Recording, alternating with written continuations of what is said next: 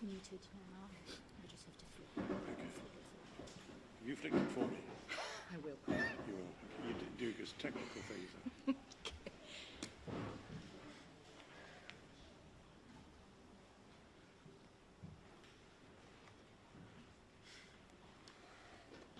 It's flicked, so everything you say will be heard. Okay, good morning, everyone, and thank you so much for your patience. I know that we're starting just a few minutes late, but the FPA is very delighted to have Chris Patten here, the last governor of Hong Kong, who will introduce his new book, The Hong Kong Diaries, which I hope most of you will have received a link to NetGalley. And if you haven't, I will be sending it around later on again. So, as usual, my introduction is going to be very, very short because I do want Lord Patten to start talking about the book, and we want to launch into questions pretty quickly. We then have quite a lot of interviews to get through before he leaves. So, Lord Patten, if you can start off with a few opening remarks about this book. What is the difference between this book and East West, which was about you being the last governor of Hong Kong, which was very well received? What prompted you to write another one? So the difference, and why now? Is there a specific reason? Of course, it's the 25th anniversary of the handover. What new light is shed by this book? Over to you. Okay, and first, Yeah, it's flicked. am I right? Yes, you are. I have to say, allowing me anywhere near any piece of technology is a bit like allowing Kim Jong-un near a nuclear weapon. I mean, I'm really incompetent about technology. Is it working? Can you hear me? I think. Try now. Is that better? No or yes? Yes. No? No. We make progress. Sorry. I'd undress if you had to.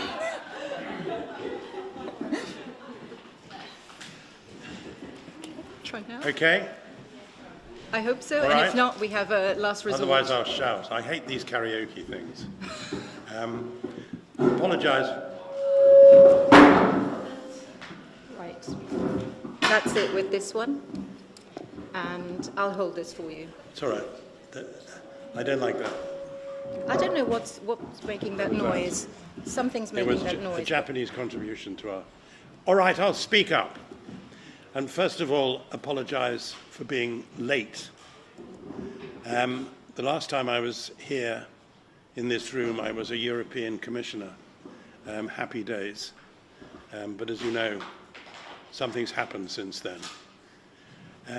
Late, but I'm delighted to have the opportunity this morning of demonstrating that I exist.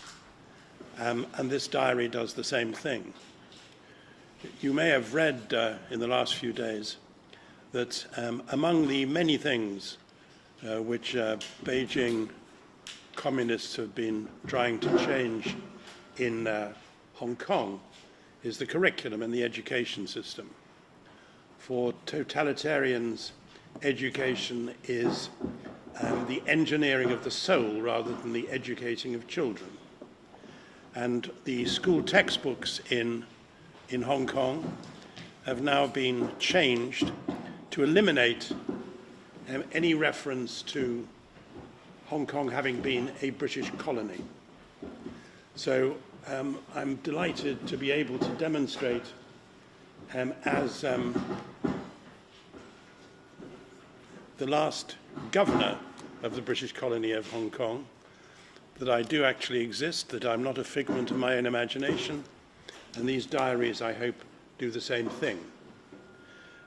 Historical nihilism, as totalitarians usually call an attempt to base history on facts and evidence, is one of the many enemies which Xi Jinping identified when he became dictator in China, of the things against which the Chinese Communist Party had to struggle, all the aspects of an open society, one of which is proper historical inquiry. I think the Chinese Communist Party should be a little careful in how it handles these things, though. Because what it I'm really sorry. I don't know what's happening. You are really like Kim Jong-un with a nuclear weapon. Everything around you doesn't work anymore. Sorry for... Let's try now. Chris, try to talk. I'm trying to talk again. Something is scratching. It's all these. There was a time, he said, when people used to do shorthand. I'm really sorry about this. These normally work perfectly. I've tried every single one of them, and I think you've cast a magic spell on them. No, there are, I guess, it's flattering, but there are too many, and they cut across one another. Anyway, the point I was going to make is that rather than calling it a colony, the Chinese Communist Party wishes to have it called an occupied territory. But it's a bit of an own goal, because you have to ask yourself who occupied it. And of course, overwhelmingly, Hong Kong has been occupied by refugees or the family or descendants of refugees from the brutalities of communism on the mainland. At the time of the communist takeover in China, the population of Hong Kong was about 600,000. If you look at the steep increase of the population of Hong Kong in the 60s and 70s and subsequently, you realize that Hong Kong was largely dependent for its growth on people who stowed away to get to Hong Kong, like Jimmy Lai, who swam to get to Hong Kong, who clambered over razor wire to get to Hong Kong. So the occupation was by refugees who found a safe haven in, wait for it, a British colony, which they turned into one of the most successful cities in the world. An open society which brought together economic and political freedom to an extraordinarily successful degree. While I was in Hong Kong, I'm not saying anything. While I was in Hong Kong, I kept for the first time in my life a diary.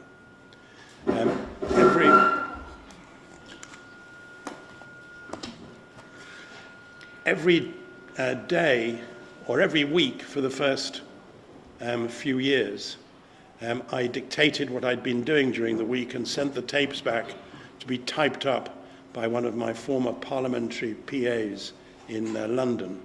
And for the last year and a half, I wrote every evening in exercise books what I'd been doing. And I'd always intended to give those diaries to the Bodleian Library in Oxford for scholars to use.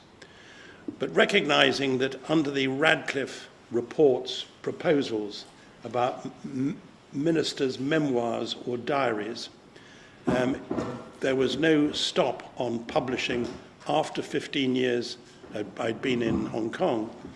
There was a 15-year break clause. And I thought it would be, rather than just hand the diaries over to the Bodleian Library, it might be sensible for me to look at them myself.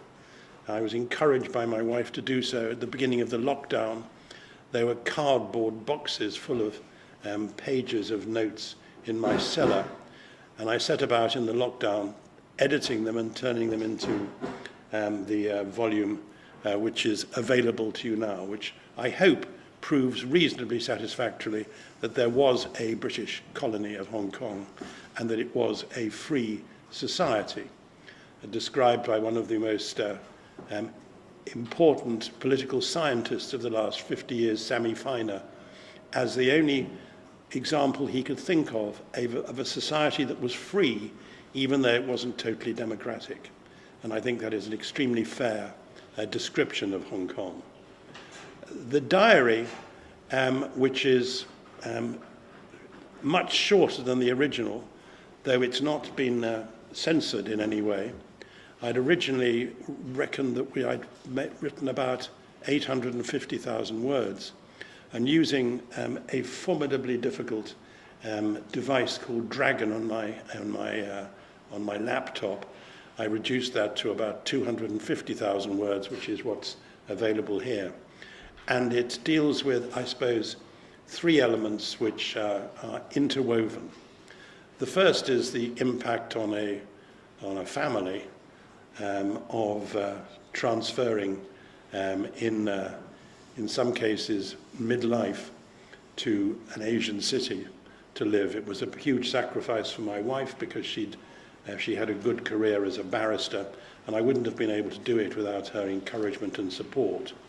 Two of my daughters were either working or at university, but would come to see us in Hong Kong reasonably regularly. My youngest daughter did most of her secondary education in Hong Kong. We also had which were better known than the governor himself, two terriers, which were formidable accompaniments for our walks around the territory. So the first part of the diary is about what's interwoven, is really about what it was like to go and live in an Asian city, which I'd known a bit because I first went there in 1979, but I'd never lived there. Secondly, it's about the part of the job which was in some respects both the easiest and least challenging, which was being mayor of Hong Kong. And I say easiest because I never had to make in Hong Kong the sort of choices about alternative ways of using resources that I'd had to make as a British minister. From the joint declaration, which I'll come back to in a moment, in 1984-85, to our departure from Hong Kong, the GDP of Hong Kong had more than doubled in real terms. The fiscal reserves of Hong Kong increased sixfold. Hong Kong was the eighth largest trading community in the world in 1997, worth about 18% of China's total GDP. We paid no sales tax. 60% of the population paid no salaries tax. The top rate of salaries tax was 2%, which was only paid by 15% of the population. What we were able to do, given the strength of the economy and the reserves, was to deal with some of the social inequities in society, not completely, but we made quite a good impact on some, in housing, in hospitals, in education, in welfare services, in dealing with the disabled and related matters. We spent quite a lot of money while our reserves were still increasing. We in fact spent so much that I was accused at one point by Beijing of being a socialist, which was quite a tribute from an allegedly communist regime. Not Marxist, but certainly Leninist. I think we'd made considerable progress while we were there in dealing with some of those social inequities. Every year we spent more, we had more money in our reserves, and we cut taxes. If I'd ever been able to do that in British politics, well, imagine. The most difficult part of the job was, of course, negotiating with China to try to safeguard one country, two systems. One country, two systems was the formula designed by Deng Xiaoping, probably in order to try to deal with the relationship between Beijing and Taiwan. And the idea was that Hong Kong should retain its way of life for 50 years after 1997, and we handed Hong Kong back to China, handed sovereignty of the colony back to China. And one country, two systems, which is called rather different things these days by people in Hong Kong. I've seen it referred to in one newspaper article as one country, two systems. So one country, two systems, which was supposed to guarantee Hong Kong's high degree of autonomy, its way of life, its open society, its freedom under the rule of law, all those things for 50 years. And that guarantee was included in the joint declaration, which was tabled at the UN as an international treaty, though it's of course now been breached comprehensively by China. I think it's fair to say people ask me what I thought would happen when I left. I think it's fair to say that for a few years after 1997, things didn't go too badly wrong. There was too much interference from Beijing. The Chinese government went back, the Chinese Communist Party went back on its promises to Hong Kong to develop its democratic system. But by and large, Hong Kong remained pretty much the same until Xi Jinping followed Hu Jintao and Jiang Zemin. And just as Xi Jinping cracked down in China itself for a number of reasons, which I describe in an essay at the end of my diaries. Xi Jinping, I think, and his goons were worried by three things in particular. First of all, the success of the campaign in 2012 by Joshua Wong and others to resist the politicization of the curriculum. Secondly, in 2014, by the Occupy Central movement, which was part of the campaign for greater democracy in Hong Kong. And finally, by the campaign against the extradition treaty, which had 2 million people on the streets and was dealt with considerable brutality by the police, led by the copper who's now become the chief executive of Hong Kong, presumably knowing more about tasers and tear gas than about how to run a sophisticated and high-tech economy. So I think it's fair to say that for 10 years after 1997, maybe a bit longer, things didn't go too badly wrong, but that they've gone downhill since, as partly, I think, because Xi Jinping and his colleagues are terrified of what Hong Kong actually stands for. I think they would like a Hong Kong which has no citizens, which is, I guess, one reason why so many Hong Kongers have come to Britain to our great benefit. The most difficult question I have to answer these days is when students, for example, say to me at the end of our course, when we've qualified as a doctor or we've qualified as a lawyer, should we go back to live in Hong Kong? And it's an extremely tough question to have to answer. So the book covers all those matters. I'm delighted that it's been edited with the usual professionalism of Penguin. There are some very jolly photos in the book.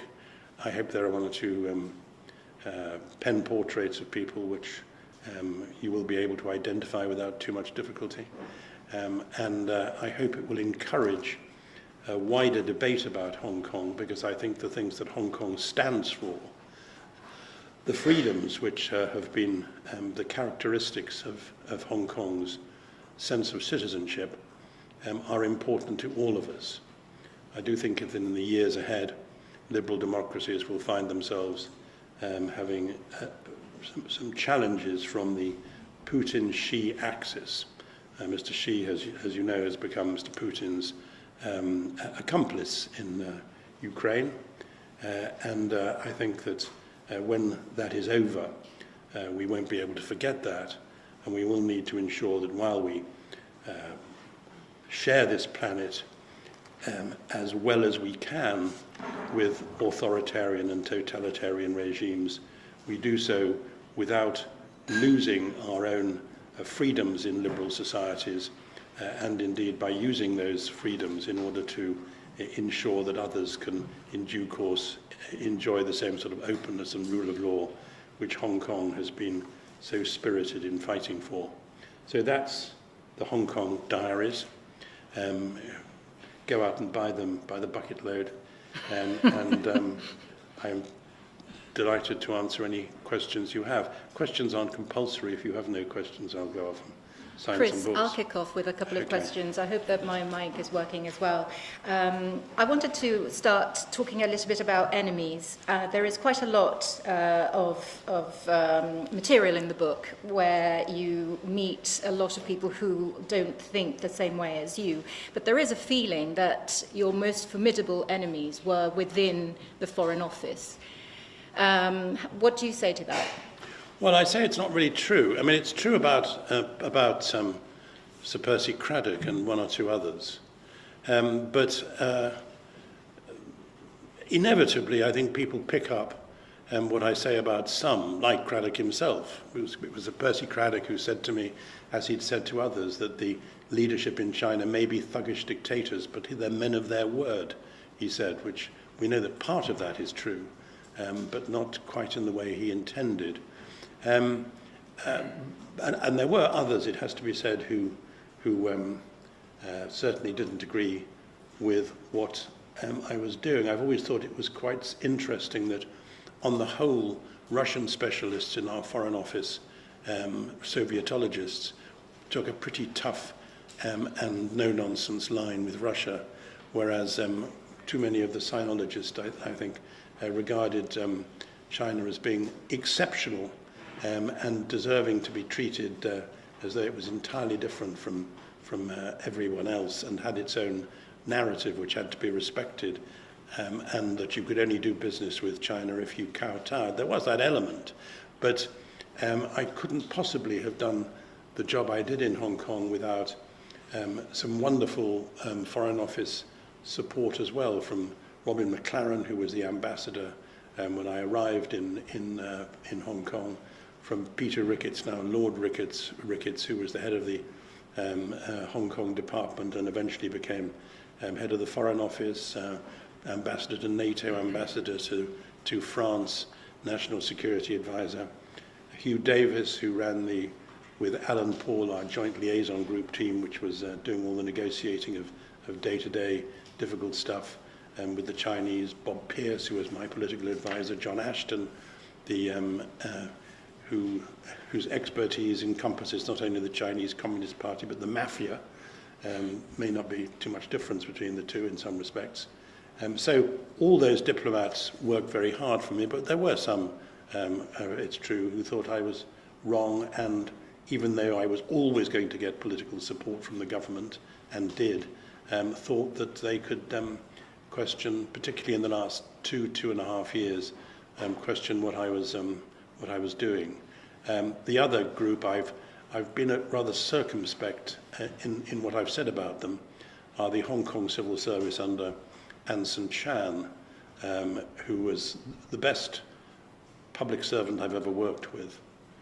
She was absolutely astonishing. And the Hong Kong Civil Service was terrific too.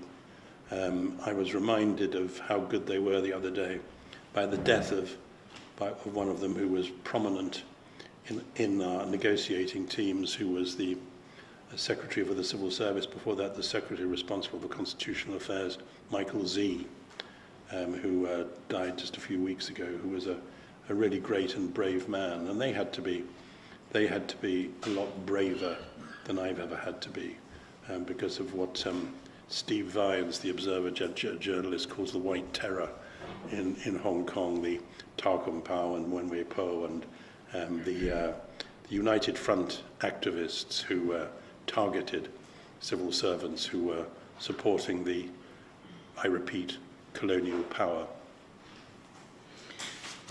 I also wanted to ask you about the rule of law. There's quite a lot, especially in your last essay at the end of the book, about the importance of the rule of law and how Hong Kong is desperately trying to hold on to that.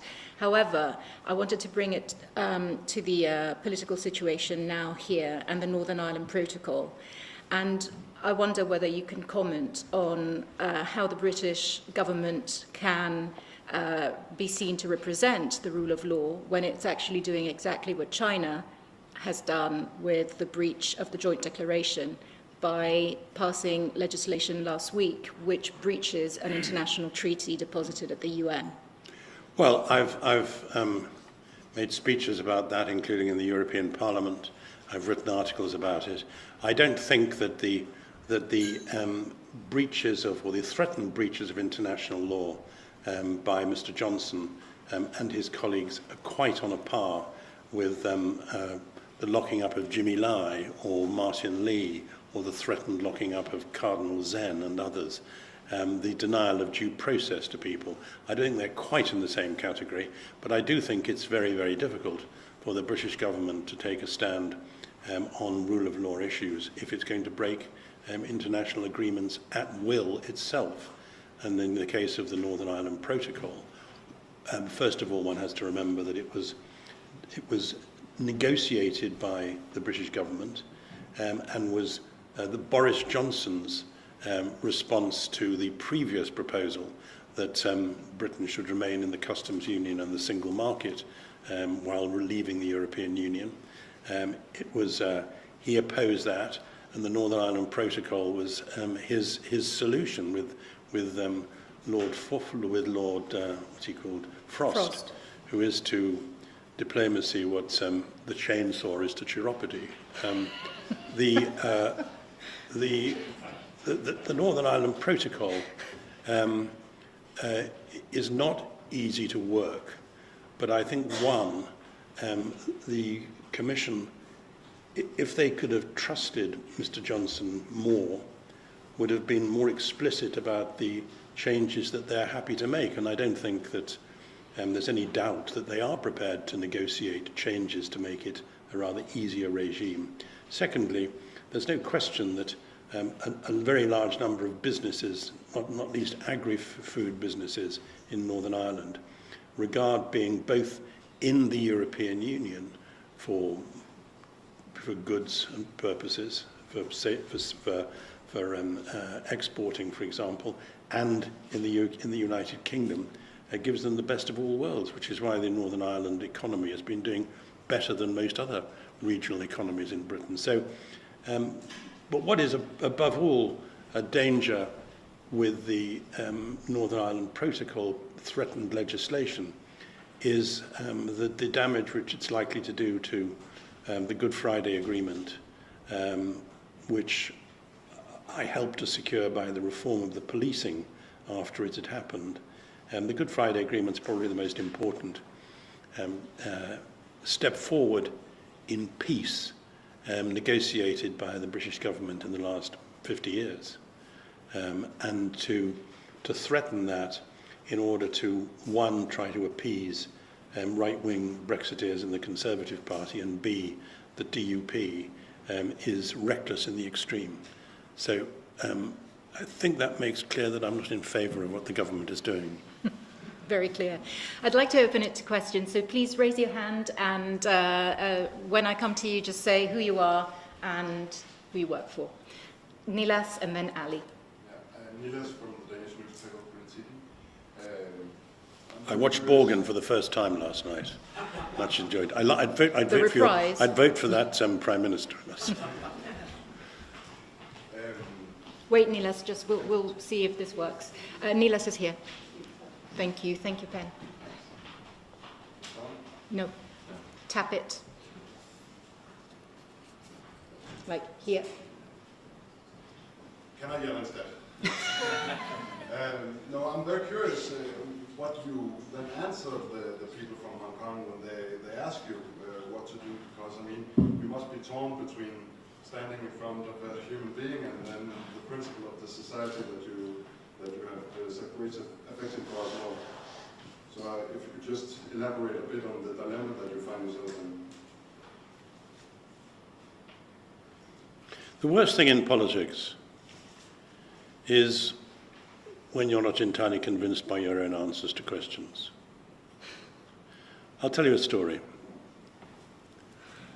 Last year, it must have been in break between lockdowns, I was taking one of my dog, another Norfolk Terrier, for a walk in the Isabella plantation in Richmond Park.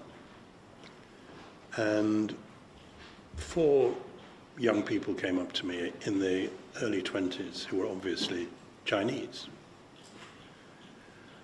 And one of them said to me, you don't remember me, do you? So I said rather political answer, well, I'm sure I do. So he said, I'm a student at Oxford, and I'm doing my doctorate in dealing with diabetes, researching on diabetes.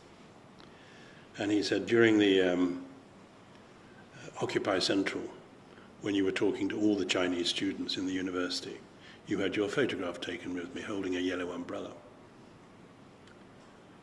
So he introduced me to his girlfriend and to the two friends they were with, another guy and his girlfriend. And they were all students, professionals. And he said to me, so what would you say to us when we finish our degrees? Do you think we should go back to Hong Kong, or do you think we should try to stay here or go somewhere else? And I blethered. I talked about Nelson Mandela's remark about not being able to lock up an idea.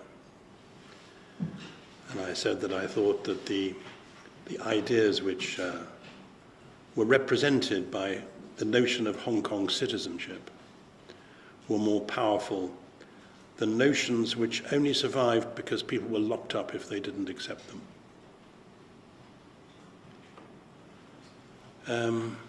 So I said all that, and this young doctor's girlfriend, burst into tears. And I realized that what I couldn't do is to give advice which was suggesting that they should be more brave, more courageous than I've ever had to be. A month ago, I was back at my own school in London. I give a prize to a sixth former there every year. And while I was there at the school, I met the new chemistry teacher, who was from Hong Kong. He'd come a couple of months before with his family, bought a house in Kingston. The following day I was in Oxford, and I'm parked just next to the Sheldonian Theatre. And there's a family standing on the curbside, looking rather intently at me through the window. And I got out of the car, and they were, of course, from Hong Kong, a mum and dad, and their son, who was a young doctor, who was applying for a job with the Oxford Health Authority. And it's pretty heartbreaking when you see what's happened to those people who identify themselves as Hong Kong Chinese, Hong Kongers, but aren't proud of the fact that Hong Kong has reverted to Chinese sovereignty, the occupied territory. And I just find it intensely difficult. I do believe that Hong Kong is a great city. I hope it will be a great city again. But if you have to lock up 90-year-old cardinals, or threaten to, because they raised money to help pay for people's legal costs, what hope is there in a system like that? Are we really to suppose that this is the system which is going to rule the world? So I find the whole thing very distressing, and I found it very distressing editing my diaries against the background of what was happening in Hong Kong. So I'm afraid I can't give you an easy, pat answer to that question. All I can do is to express my deep sadness about what is happening.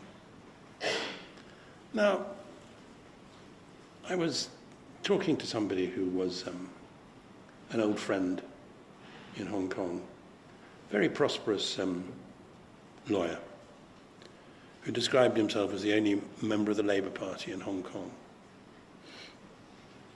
And I was explaining to him my worries about the rule of law. And he said, there's no problem about the rule of law. So I went through quite calmly all the things that had bothered me. And he said, oh, he didn't know all that. He'd have to think about it. And then he went on to explain to me that he'd just bought a new boat. And you think to yourself, would I behave the same? You think to yourself that it's understandable, I suppose, that sometimes human greed trumps concern about values. And maybe the Chinese Communist Party are more correct in their analysis of human behavior. But I don't know. I couldn't live like that. Sorry, that's a long answer. But not very satisfactory answer to your question. Ali, let's... Thank you. Ali Tahaju, African News Agency. Bearing in mind that Hong Kong was a very thriving economy, and as the communist regime has actually cracked down on media in Hong Kong, and also the problem that they have breached the joint agreement, do you think that the President Xi has actually, or is killing the golden goose? Thank you. There are two avian metaphors which you can use about Hong Kong. One is the golden goose, the other is the canary down the mine. And I think it's certainly true that those of us who used to argue that the rest of the world would look at how China treated Hong Kong in the same way one thinks about the canary down the mine were probably correct. That if China couldn't allow Hong Kong to thrive and continue to prosper in freedom, then it told you some pretty bad things about what China would be like across the board. Golden goose? Well, I think geese require lots of things in order to fly. And to abuse the metaphor, the wings that are provided by open information and the rule of law are rather important. So people will go on making a lot of money in Hong Kong for a bit, but we already know about the number of people who are leaving for Singapore or Dubai, and very often because of the threat to a free information flow, which is very important to a modern economy. And I think that the golden goose is going to be more important given the problems that the Chinese economy is starting to face. The person I follow most closely in talking about the Chinese economy is George Magnus, who wrote an extraordinary piece in the Times. He's a very good economist, about a week ago, about the impact, among other things, not only of the increase in reliance on state-owned enterprises and the squeeze put on the private sector, but also in the immediate future, the impact of the zero COVID policy and China's embrace of Russia during the Ukraine crisis. I think the Chinese economy is getting into a pretty difficult shape. I think China faces, as well as economic problems, for example, the size of indebtedness. Local government debt in China is in total twice as great a size as the entire German economy.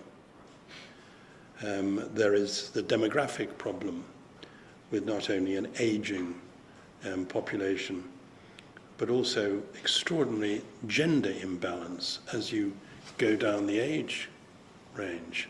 Between the ages of 10 and 20, there's almost a 20% imbalance between boys and girls, men and women, which has extraordinary implications for China's workforce a few years, and China's society a few years down the road. And then you have the environmental problem with most of China's water being in the south and a great deal of the necessity for water being in the north. So those are all big problems. And I'm not saying that in order to imply that in Western open societies, in North America or in Europe, we don't have big problems as well. We do, above all, in making our democracies function rather better, which I think is a big challenge in the United States. It's a big challenge here and in parts of Europe. So, but I do think that that we're dealing today with a post-peak China, and I think that it's going to rue the day that it thought that it could depend on a sophisticated international trading and financial hub in Hong Kong without the rule of law and without the freedoms that we'd normally associate with it. Mark, and then I'll take two from here, Latika and you, and then I've seen you, Amelia. So Mark is down there. Sorry, Pen.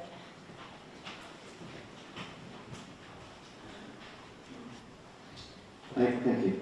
Mark Landler with the New York Times. I just wondered, Mr. Patton, whether you could elaborate a bit more on what you were just saying, but as it applies specifically to Xi Jinping himself. You know, there's been some talk that his no COVID policy has put him in, under some political pressure, unlike what he's faced since he's been president, and that there's actually more dissent internally than we might know facing him. And so, number one, I'd like your sense for what you think of his position. And then secondly, whether the stresses China is facing increase the likelihood it could try something really dangerous like a move on Taiwan. Okay. First of all, I'm partly because of the years I spent as a European Commissioner, as well as my years in Hong Kong, I'm very, very skeptical about my or our ability to really tell what is going on behind the walls of the Zhongnan High any more than we could behind the walls of the Kremlin.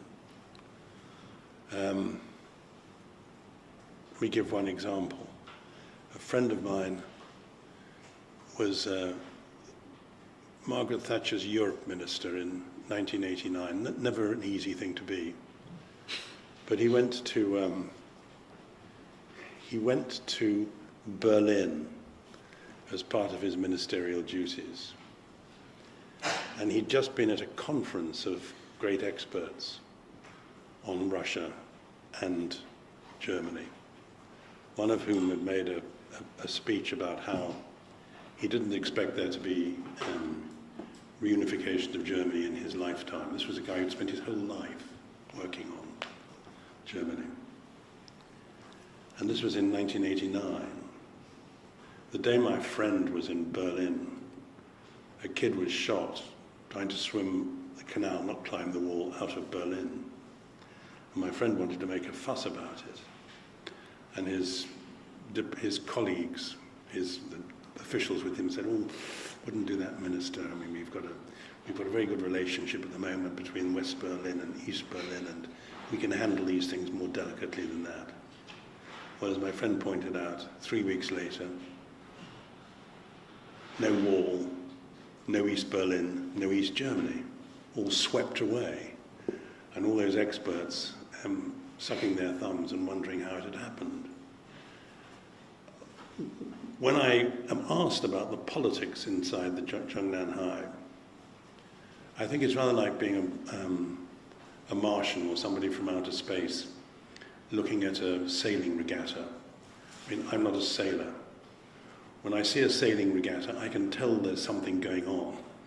I can tell there's some sort of competitive enterprise going on, but I don't know whether it's just started or just finished or just halfway through, or who's winning, who's losing. So it's a long way of saying, I'm sure there is fierce political competition within every totalitarian regime, and you don't know about it until things come crashing down. And I guess the same is probably true of the paranoid in the Kremlin now. But I read what you and others, people in China, say about picking up grumbles about what's happening with the zero COVID policy, the impact on Shanghai and elsewhere. I read what they say about the difficulty with which China is trying to pick its way over the tightrope as an accomplice of Russia in Ukraine. And obviously that does all have some political consequences for Xi's hold on power, but I wouldn't claim to be an expert on it from the outside. But it would just be improbable if you can live in an echo chamber as dictators do like that, and not hearing anything that you don't want to hear, and not put an awful lot of people's backs up.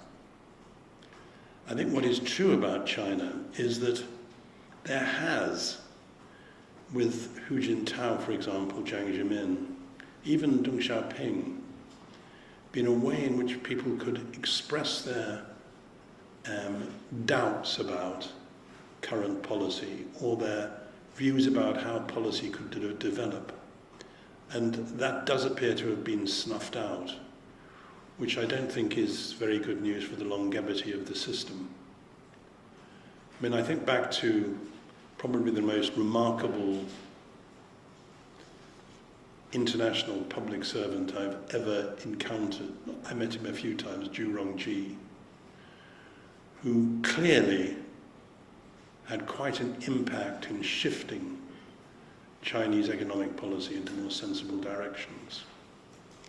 And if you don't have anybody questioning, for example, the present balance between the private sector and state-owned enterprises, if you don't have anybody raising questions about whether the zero COVID policy actually makes very much sense if you're locking down people in the way that Shanghai and other places have been locked down, if you don't have those questions being asked, I think sooner or later it produces big political tensions. It would be amazing if it didn't.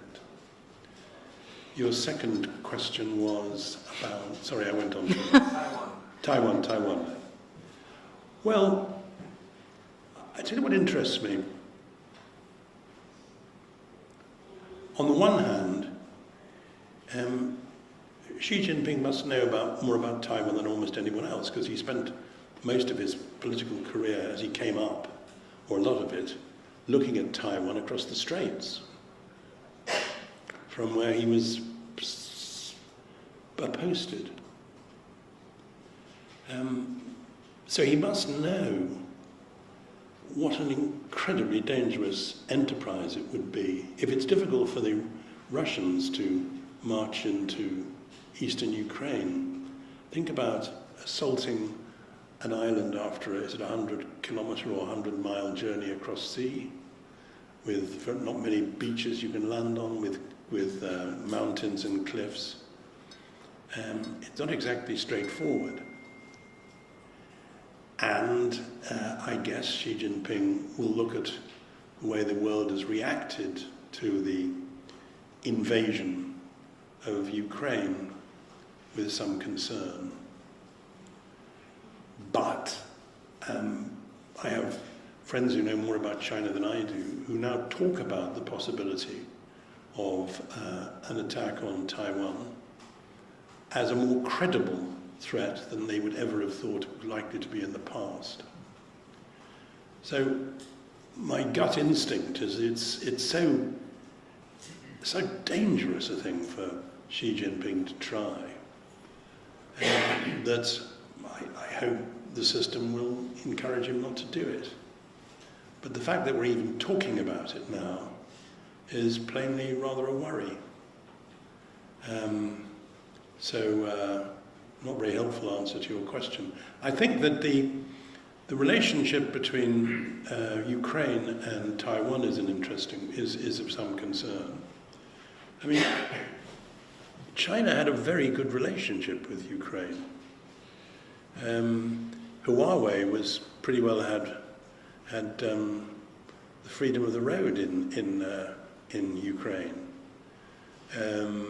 Ukraine was part of the Belt and Road Initiative. A lot of money borrowed in Ukraine for developments. I imagine all those developments have been now blown up by the Russian artillery. Ukraine was a strong business partner, grain, energy. So China must have known quite a bit about Ukraine, though you do wonder now, there's a good piece in The Economist, I think a week or so ago, you do wonder now about the quality of the Chinese espionage service. I mean, they're obviously very good at stealing secrets from people or promoting United Front activity, but their analysis, if they really believed what Putin was telling them about what a straightforward job it was going to be to take out Ukraine, then if I was Xi Jinping, I'd want to change some of the people who've been actually doing the analytical work for me. So, first point, I don't know at length. Second point, I don't know at almost as great length, but hope it's not going to happen. Okay, I think we have time for 2 more questions. So, Latika. Thank you. Is this on? No, tap it. Like this? Yes. That works great. Hi. Lord Patton, Latika Burton, the City Morning Herald, and his talk is just so fascinating. I speak for everyone in the room saying that. You used the word totalitarian a couple of times. Can you describe when you began to call the Chinese government that in your own mind? When you were in Hong Kong, did you subscribe to this view ever that they would eventually democratise, that they would modernise in line with Western expectations? And given what we now know of Russia and Europe's difficulty in dealing with its gas dependence, is the West decoupling itself from China speedily enough? Britain, for example, last year raised its imports from China by 16%. Well, the second point first. We shouldn't kid ourselves that by buying goods from us or trading with us, the Chinese are doing us a big favour. Or by investing here, they're acting like the St. Vincent de Paul Society. They buy what they want at the best price they can get. And they do that regardless, I think, usually of politics. But they of course, make use of the fact that they've often bullied us or cowed us into thinking we can only do business with them if we accept their political narrative. I think it's pretty good drivel. But people go on believing it. If you look at the trade figures for this country, and then I'll talk about the trade figures under the Sinner Condemned for 1,000 Generations, me. From over a 40-year period till 2018, 2019, our exports to China were going up in real terms by just over 3% a year. Our imports from China were going up by over 9% a year. So the trade deficit was large and growing. So I don't say that the Chinese need us, but who's doing best out of that if you look at it entirely in mercantilist terms? In the period before I became governor, and this isn't post hoc propter hoc, as we would say at Oxford, it's what life is like.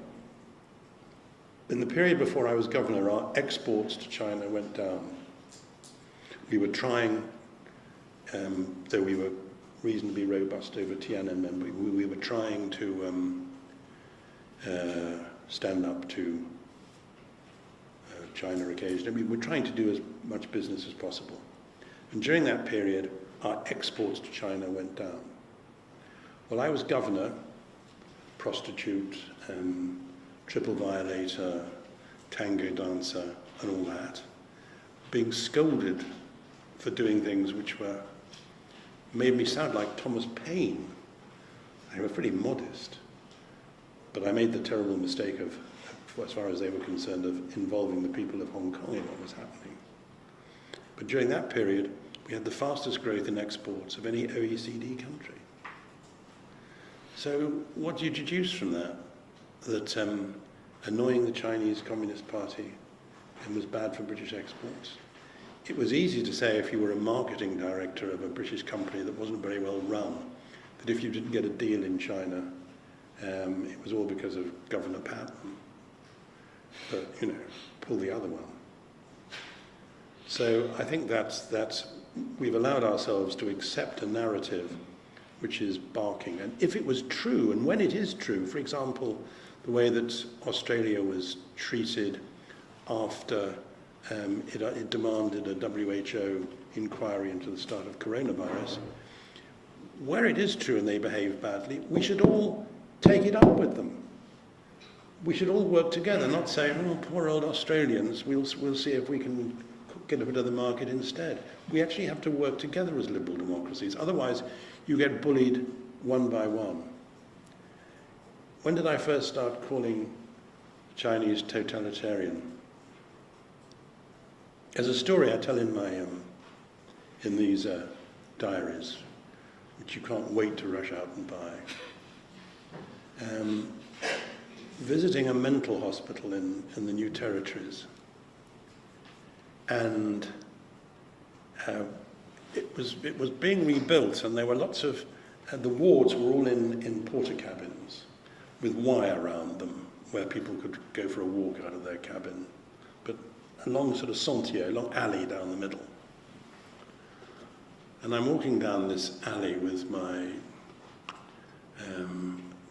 several doctors and my bodyguards and so on. And suddenly there's a Chinese guy, about 45, in a three-piece suit, rattling the wire outside his porta cabin, saying, speaking very good English, saying, Governor Patton, Pang Ting Hong, could I ask you a question? So I walked across, to the horror of the people with me. And he said to me, Pang Ting Hong, he said, would you agree that Britain is the oldest parliamentary democracy in the world? And I said, certainly we could make that claim. And he said, and would you say that China was the last great communist power in the world? And I said, well, I wouldn't put it in quite those terms, it would be very diplomatic, but I see what you mean. So he said, well, could you explain to me, Governor, he said, why you, as a representative of an old democracy, are handing over a free society to the last communist tyranny without asking the people here what they think? And I said to my officials afterwards, it is part of life's horrible ironies that the man with the most important question in Hong Kong is in a mental hospital. But it was true.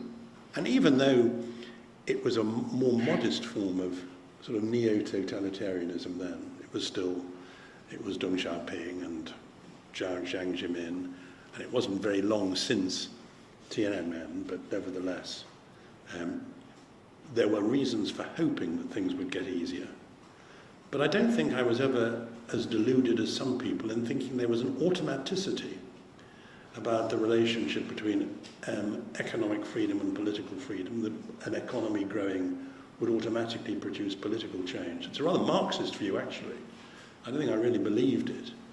And I certainly have never really believed in the middle income trap, that there is a particular economic figure which, once you go past it, you fetch up inevitably becoming democratic.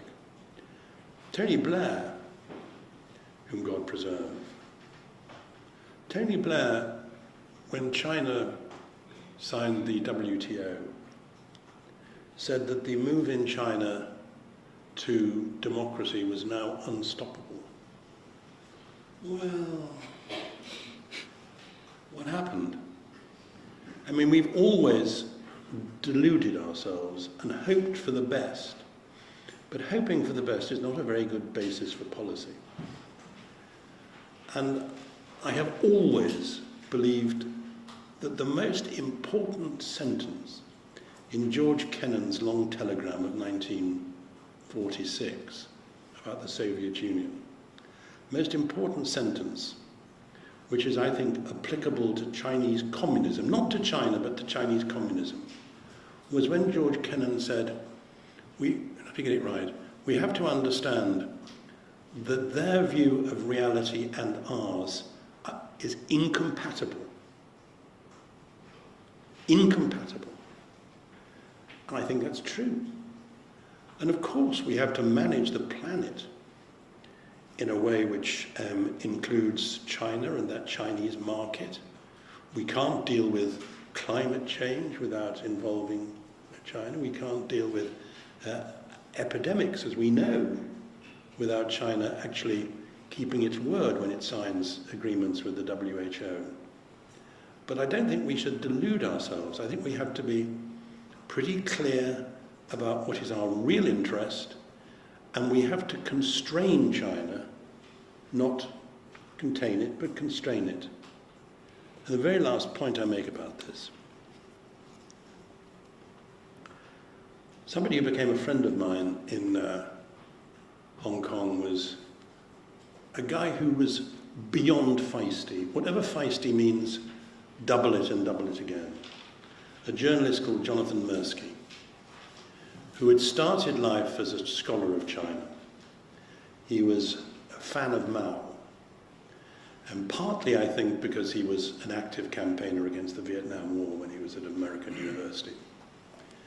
He became a scholar of China, and the more he learned about China and the more time he spent there, the more critical he became. He was covering China as the Observer's correspondent in 1989, at the time of Tiananmen. I was actually there, but not at the time of the killings. And Jonathan, who at the end of when he was escaping from Tiananmen Square, had his arm broken, most of his teeth knocked out, was rescued actually by Robert Thompson, who was then working, I guess, for the Times in Beijing. And Mirsky is standing with a group of students. And one of these kids, as they're hearing the rifle shots, says to him, "Don't worry, old man," he said, they're only firing rubber bullets.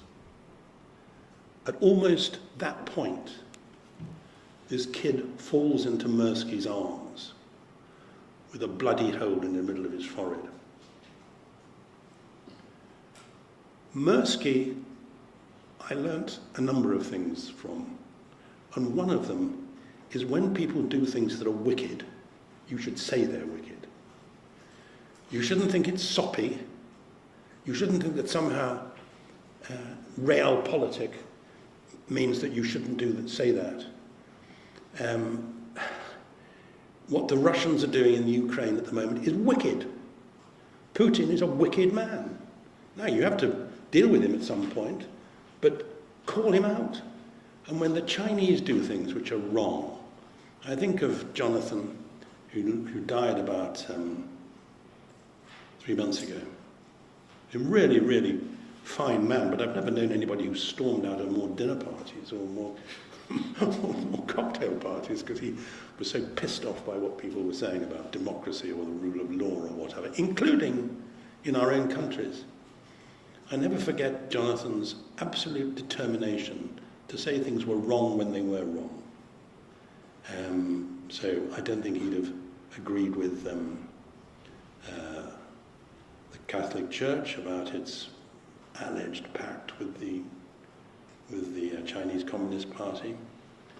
I think he'd have had some difficulty with Henry Kissinger's remarks about Ukraine And I think I'd have been on Jonathan's side, even though I don't tend to storm out of dinner parties because I like food too much.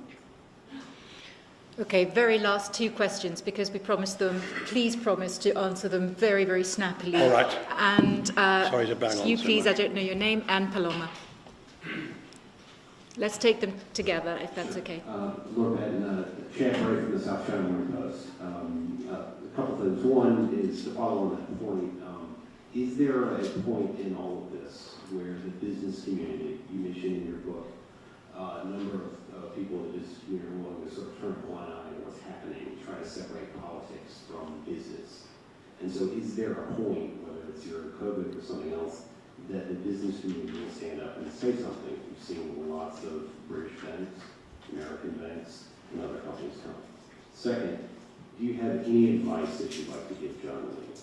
You'd like to give who? John Lee, the new chief executive, as he approaches the handover anniversary here in the 25th. Thank you. I think And let's take one Okay. from Paloma there, and then we can condense them. From Spain, hope that we're going to listen. As today is the World Refugees Day, and you've been comparing somehow Taiwan and Ukrainian situations. What do you think about, we know we have more or less 77,000 Ukrainian refugees now in UK, most of them women and children. What about their situation or their welcoming and the Hong Kong refugees here nowadays? What do you think? Thank you. Well, first of all, I'll be brief. First of all, I'm pleased at how enthusiastically the Hong Kong refugees here have been welcomed. And I see quite a lot of them. I'm patron of an organisation called Hong Kong Watch, which has good relations with them.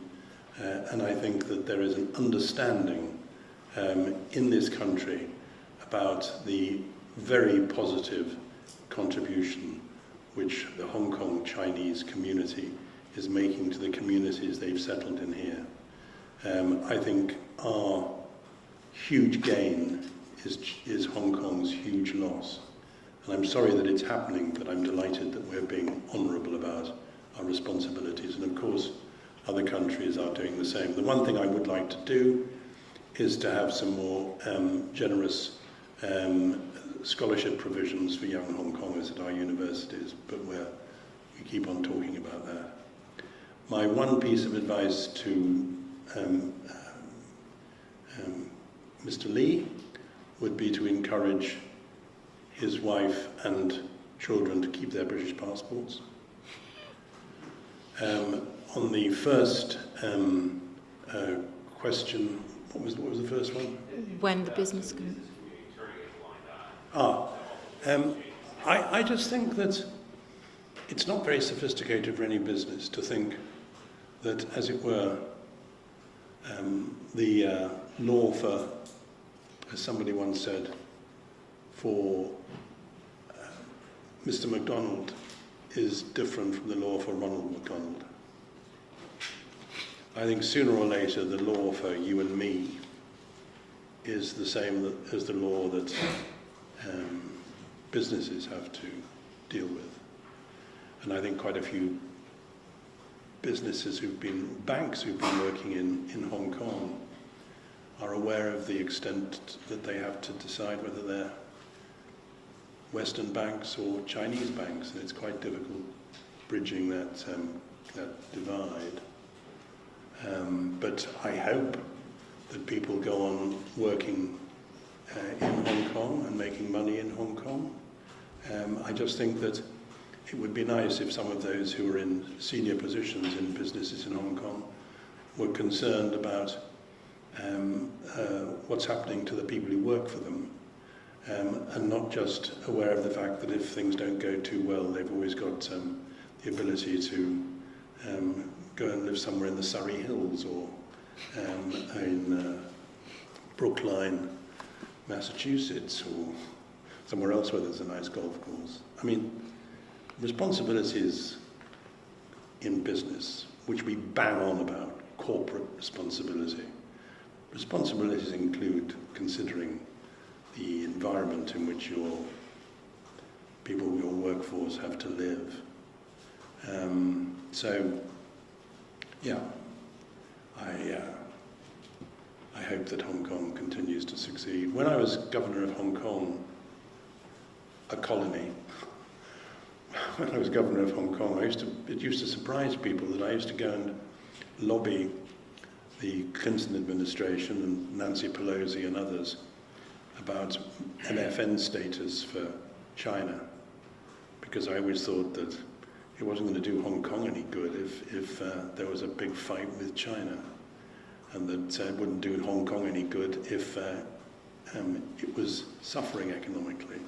So I would never want Hong Kong not to do other than well, but I just think it's more difficult for it to do well when some of its best people are leaving, and when some of the ingredients which go into a successful mixed economy are being diminished.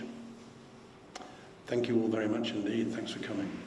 Thank you very much.